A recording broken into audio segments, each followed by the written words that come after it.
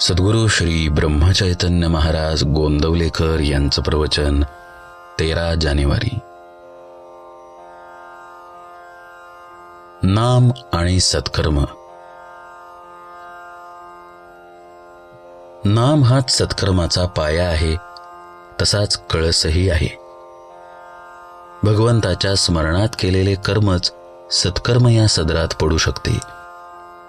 भगवंताच्या विस्मरणात केलेले कर्म सत्कर्म ठरू शकत नाही.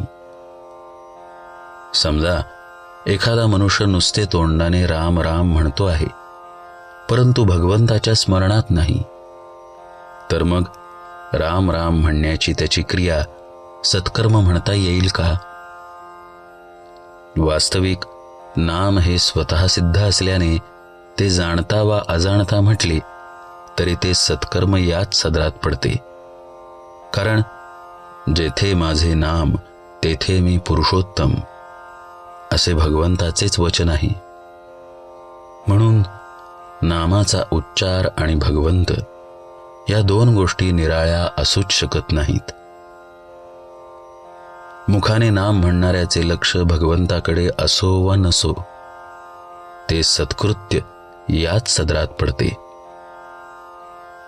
इतर कर्मे आणि नाम घेण्याचे कर्म यात जो मोठा फरक आहे तो हाच की इतर कर्मांना पूर्णत्व किंवा सत्यत्व नामाने येते, तर उलट पक्षी नाम आणि अपूर्णत्व या दोन गोष्टी एकत्र संभवतच नाहीत.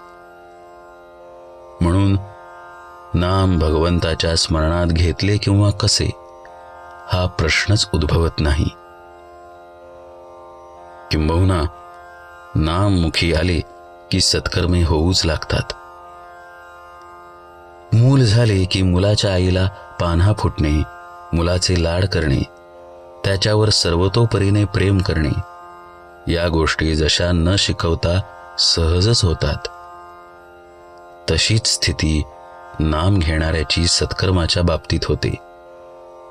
इतकेच नव्हे तर त्या आईला जर म्हटले की तू मुलाला जवळ ठेव पण त्याच्यावर प्रेम वगैरे काही करू नकोस, तर ते जसे तिला शक्य नाही, त्याचप्रमाणे नाम घेणाऱ्याला सत्कर्मे टाळू म्हटले तरी टाळता येणार नाहीत. सत्कर्मे फळाला आली असे केव्हा म्हणता येईल? तर भगवंताचे नाम मुखी येईल तेव्हाच. परमात्म्याने आपल्याला सांगून ठेवले आहे की तू माझा भावास असे तुला वाटते आहे ना, मग तू प्रपंच अतिदक्षतेने कर, प्रयत्नाला कधी मागे पाहू नकोस, पण फळ देणारा मी आहे ही भावना ठेवून तू वाग. जी परिस्थिती येईल त्यात समाधान बिघडू देऊ नकोस, आणि मी जे सांगतो ते औषध घे, ते तुला सर्व रोगातून मुक्त करील. आणि ते औषध जर कोणते असेल तर ते माझे नाम हे होय. त्या नामाचा खरोखर तुम्ही अभ्यास करा. तुम्ही सर्वांनी असा निश्चय करा की नामाशिवाय जगणे हे खरे नाही. नामाशिवाय जगू नये असे मला खरोखर मनापासून वाटते.